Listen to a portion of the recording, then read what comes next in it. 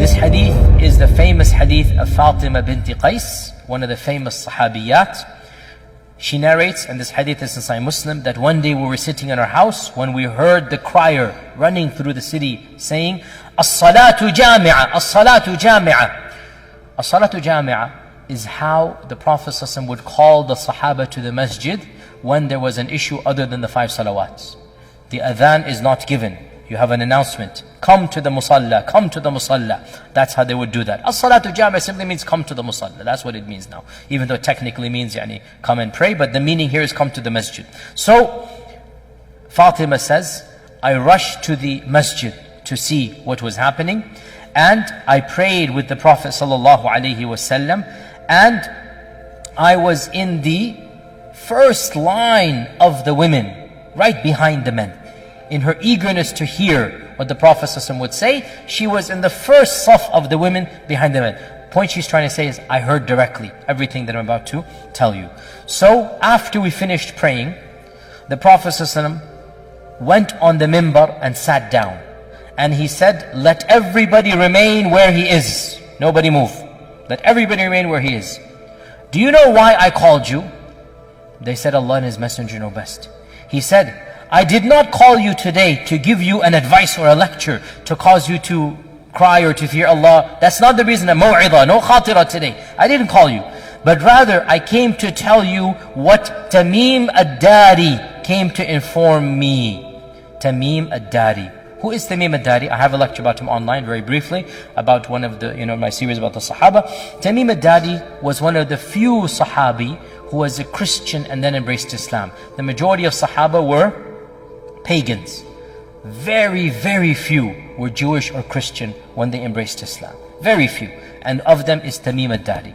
So he's one of those group of Sahaba who was Ahli Kitab, and he embraces Islam, and of them is Tamim ad-Dari.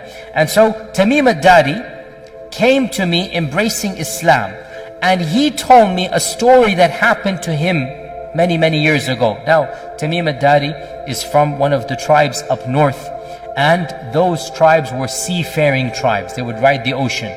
The Quraysh were a non-seafaring tribe. The Quraysh despised the ocean. The Quraysh did not like riding on the ocean. And that's why the Quran is full of references. فَإِذَا رَكِبُوا فِي الْفُلْكِ The Quraysh did not like the ocean. And few of the Qurayshis rode on the ocean. And that's why when our Prophet ﷺ saw a dream where some of his own Sahaba were riding the oceans, conquering other lands, he laughed and he said, I saw my own ummah shall be riding on the waves like kings, riding horses and steeds, galloping, and they shall be conquering, oceans. And so Tamim ad-Dari, he came to embrace Islam.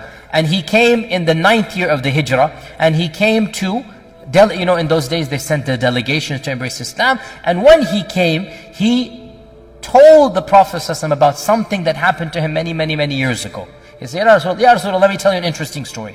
Let me tell you something that when I was an earlier young man, a Christian, this is what happened to me. So when he told this story, the Prophet ﷺ then called the Sahaba and said, here is Tamim ad-Dari, let me tell you what he told me. That's the hadith here, okay? Now, it's a very long hadith, and you will find it. Where will you find it, guys?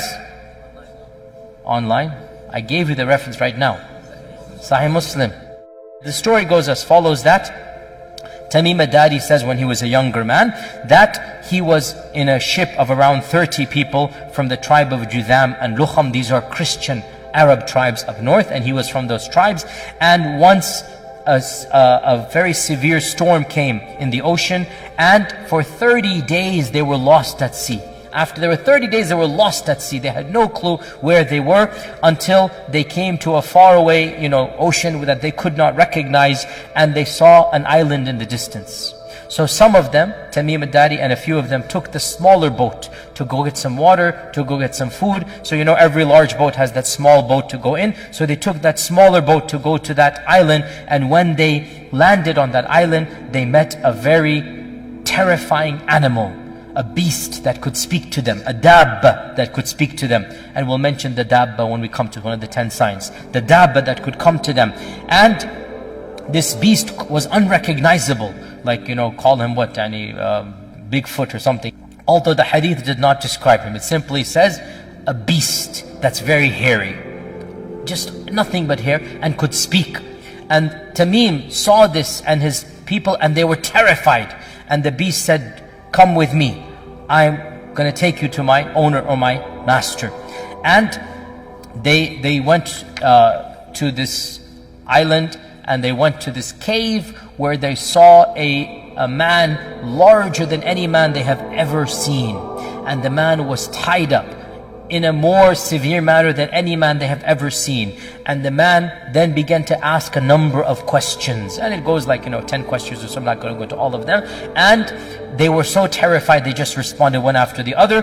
And until in the end, the last question was, of the questions, the Tabariya sea, is it still there? This well, is it giving water? This land, is it still cultivated? And they answered yes, yes, yes. And always the answer was, a time will come when there shall be no water in that lake. A time will come when this well will be dry. A time will come when this land that you consider to be very beautiful and green will be completely barren. So he's giving predictions in the future. Then he says that, has the Ummi Prophet been sent amongst the Arabs? Has that Prophet been sent amongst the Arabs? And Tamim al-Dari at this time was a Christian, but he was an Arab. He knows the Prophet has come. So he says, yes, he has been sent. And he has come out from Mecca, and he has settled in Yathrib. Because he didn't call it Medina, because only Muslims called it Medina. For those 10 years when Islam was spreading, Yathrib and Medina were the same name, as you know, the same city. And the Muslims called it Medina, and the Munafiqun and the pagans called it the old name, Yathrib. And that is why we are not allowed as Muslims to call it Yathrib unless we describe it, that this is the pre-Islamic name. In any case, so, because the Prophet said they call it Yathrib and it is Medina. They call it Yathrib, so we do not call it Yathrib as a name. In any case, so Tamim al-Dari said he has settled in Medina. The Dajjal says, did the Arabs fight him? They say yes. So he says, who won? They say, sometimes he wins and sometimes the Arabs wins, meaning the Uhud. Uhud they say was a loss, even though Uhud was not a loss. From our perspective, Uhud was a stalemate. It was not a loss, but the Quraysh interpreted as a loss. Dajjal then said, if there is good in the Arabs, they should follow him. And I will tell you about me. I am the Masih. And it is only a matter of time before I am let loose. And when I am let loose, I shall visit every single city on earth in 40 days, except for Mecca and Medina, for they are made haram for me. Every time I come to them, the angels will stop me. Then the Prophet ﷺ stopped his lecture, and he began poking on the mimbar, like this to emphasize. And he said, this is Tiba, this is Tiba, this is Tiba. Did I not tell you about the Dajjal? And they said, yes, you did. Now this hadith ends over here. Now, this hadith is the famous hadith of Tamim al-Dari, narrated by one Sahabiya, Fatima binti Qais.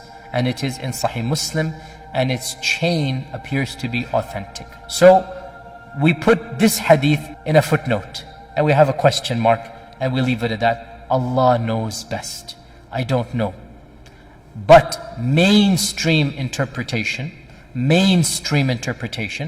al-Nawawi, Ibn Kathir, these scholars, they considered this to be authentic because this is Sahih Muslim. Then the issue comes, how do you reconcile this with the other ahadith about the coming of Dajjal, shall be born at a later time, his parents shall be childless, etc., etc. And you have one of two opinions. The first of them is that time and space mean nothing to Allah. And so, Tamim al-Dari got lost in, let me speak in the language of Star Trek, and I'm a big fan of Star Trek when I was a child. They got lost in a different time warp.